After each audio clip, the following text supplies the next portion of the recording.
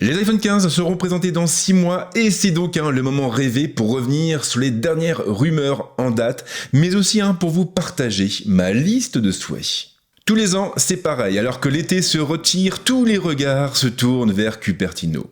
Si la rentrée est pour beaucoup un synonyme de reprise du travail ou des études, elle n'a pas tout à fait la même signification pour les mordus de tech.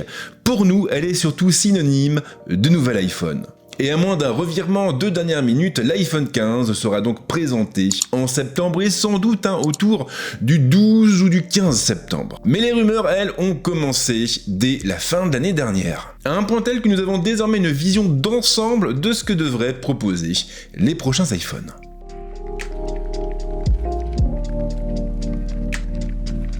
Cette année encore, 4 modèles seraient au programme, et à peu près les mêmes que l'année dernière. La seule différence viendrait finalement du dernier modèle, le plus cher. L'iPhone 15 Pro Max laisserait sa place à un iPhone 15 Ultra, un nouveau positionnement calqué sur l'Apple Watch et qui devrait se traduire par un prix fortement en hausse pour ce modèle. Un prix en hausse qui ne serait pas non plus le seul changement amorcé par la marque. Ce changement de dénomination serait aussi l'occasion pour elle de creuser un petit peu plus l'écart avec les autres modèles de la gamme. En d'autres termes, l'iPhone 15 Ultra devrait mettre la barre beaucoup plus haut. Alors comment exactement ? Eh bien pour l'instant on ne sait pas vraiment, mais beaucoup de choses sont possibles. Apple pourrait en effet s'inspirer de sa gamme de montres connectées et proposer de nouveaux matériaux sur ce modèle, comme du titane par exemple. Le titane qui offre un très bon rapport résistance-poids et qui propose la même résistance que l'acier inoxydable pour 40% de son poids. Un changement qui pourrait être salutaire pour un smartphone devenu beaucoup trop lourd au fil des années. On peut aussi s'attendre à du neuf côté photo avec l'intégration de fonctions exclusives comme un zoom plus important ou de plus gros capteurs, voire même un nouveau système de stabilisation. Par le passé, la photo faisait précisément partie des critères qui permettaient de distinguer les modèles Pro Max des modèles Pro. En revanche, pour les autres modèles, il ne faudrait pas s'attendre à trop de changements.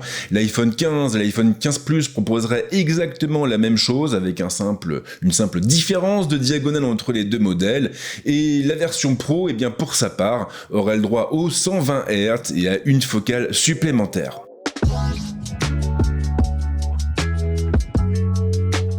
Ce serait l'un des grands changements de cette nouvelle cuvée. Le connecteur Lightning laisserait enfin place à l'USB Type C, un changement amorcé par la nouvelle législation européenne. Nos instances imposent en effet désormais cette connectique à tous les constructeurs afin de faciliter la vie des consommateurs. Apple faisant bien entendu partie de la liste. Mais attention car l'arrivée de l'USB Type C sur les iPhone 15 devrait également avoir un impact sur notre façon de les utiliser.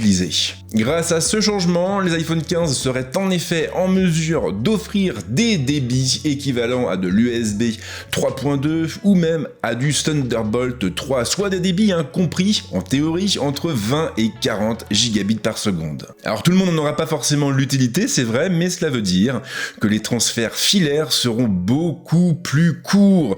Et une bonne chose, surtout quand on sait que les iPhones sont désormais capables de filmer en ProRes, un format très apprécié des vidéastes, mais qui pèse aussi son poids, comptez près de 900 mégas les 10 secondes. Et j'espère d'ailleurs que la marque profitera aussi de l'arrivée de l'USB Type C pour faire preuve d'un peu plus d'ouverture. Les iPad Pro, comme vous le savez sans doute, prennent en charge les écrans Thunderbolt. Il suffit donc d'un câble pour les transformer en ordinateur de bureau. J'ai d'ailleurs mis en ligne une vidéo assez complète sur le sujet récemment. Et forcément, un système similaire sur les iPhone 15 ou même sur l'iPhone 15 Ultra, pour moi ça apporterait vraiment une plus-value en termes d'usage, parce que votre iPhone ne serait plus uniquement un smartphone, il pourrait aussi se transformer en un ordinateur Apple, ce qui justifierait du même coup un peu plus son prix.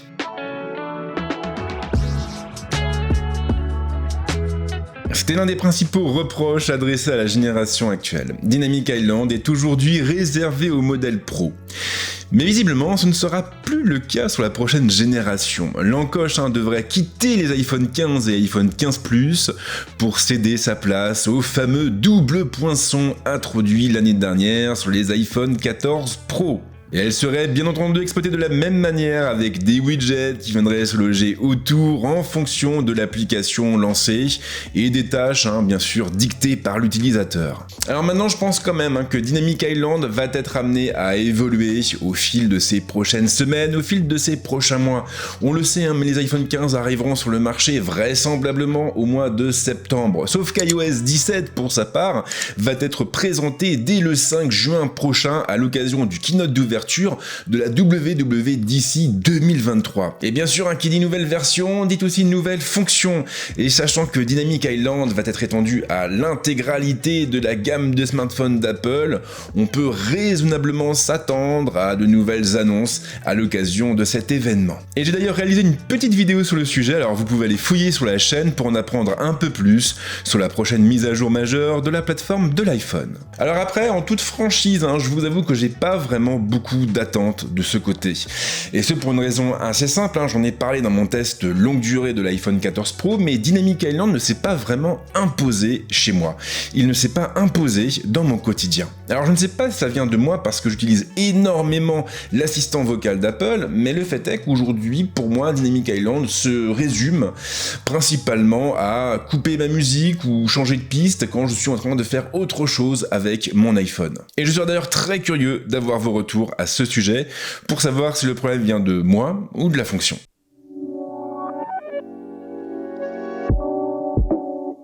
Et il s'agit de l'une des rumeurs les plus récentes, Apple aurait l'intention de retirer les boutons physiques des iPhone 15. Ming Chi Kuo pense en effet que l'un des prochains modèles de l'iPhone sera totalement dépourvu de boutons physiques. Pour les remplacer, Apple serait donc tourné vers des zones tactiles couplées à des retours haptiques.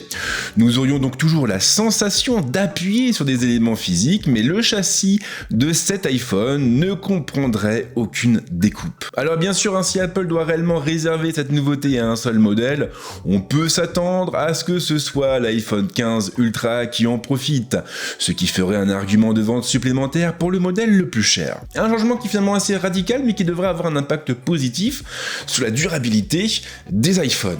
Parce qu'aujourd'hui, les boutons reposent sur des éléments mécaniques et surtout, les boutons doivent être placés dans des découpes qui sont faites à même le châssis du smartphone. En optant pour des zones capacitives, le châssis resterait intact et puis surtout on n'aurait plus ces mécanismes qui sont sujets à l'usure. Nos iPhones devraient donc être en mesure de mieux résister au passage du temps et bien sûr on se souviendra qu'Apple a appliqué exactement la même stratégie sur la dernière génération de lecteurs Touch ID.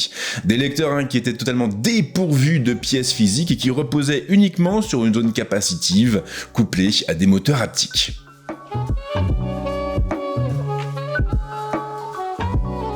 La photo est devenue un critère de choix lors de l'achat d'un smartphone et tous les constructeurs suivent exactement la même tendance, même du côté du petit robot vert. Apple de son côté a toujours accordé énormément d'importance à cette dimension et les iPhone 15 ne devraient logiquement pas déroger à la règle. On peut même s'attendre à du neuf de ce côté. Alors quoi exactement ? C'est difficile à dire parce que pour le moment il y a peu de rumeurs.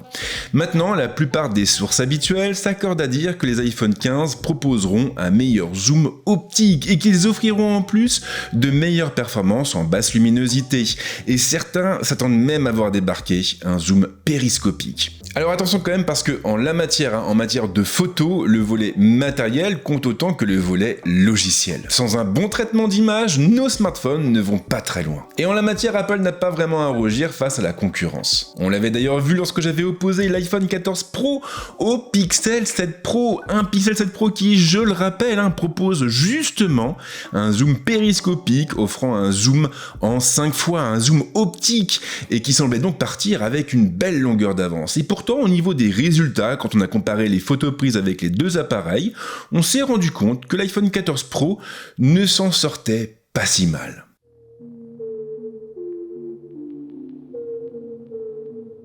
Alors bien sûr, j'en ai pas parlé, mais il faudrait aussi s'attendre à voir débarquer une nouvelle puce. Une puce qui sera comme à chaque fois la plus puissante jamais développée par Apple. Mais il reste finalement une inconnue dans l'équation, le prix de vente. Un prix qui a beaucoup grimpé l'année dernière avec le lancement des iPhone 14 en raison de l'inflation et qui ne devrait pas baisser cette année. En réalité, c'est même pire que ça, puisque l'iPhone 15 Ultra serait pressenti pour être proposé à un prix plus élevé que d'habitude. Un prix qui démarrerait autour des 1600 ou 1700 euros. Alors bien sûr, j'ai très hâte de voir ce que vont proposer les nouveaux iPhones, mais je vais être honnête avec vous. J'en attends plus de la WWDC parce qu'aujourd'hui, finalement, et comme je le disais tout à l'heure, le côté matériel n'est qu'une partie du problème. Et ce qui compte réellement, c'est le logiciel parce que c'est lui qui vous permet d'interagir avec vos produits. Et justement, durant la WWDC 2023, nous en saurons plus sur iOS 17, iPadOS 17 et la prochaine version de macOS. Sans oublier WatchOS qui devrait arriver sous une nouvelle mouture, une mouture qui bénéficierait d'une toute nouvelle interface révolutionnaire. Mais ça, bien sûr, nous aurons l'occasion d'en reparler un peu plus tard au mois de juin. En attendant, si vous avez aimé ce que vous venez de voir, eh bien, je vous invite cordialement à vous abonner à la chaîne. Mais si vous le faites, pensez à activer la petite cloche pour ne pas louper mes prochaines sorties. Et puis, comme à chaque fois, je vous souhaite de passer une très bonne semaine ou un très bon week-end suivant le moment où vous verrez cette vidéo. Et on se retrouve très vite avec d'autres contenus. Ciao!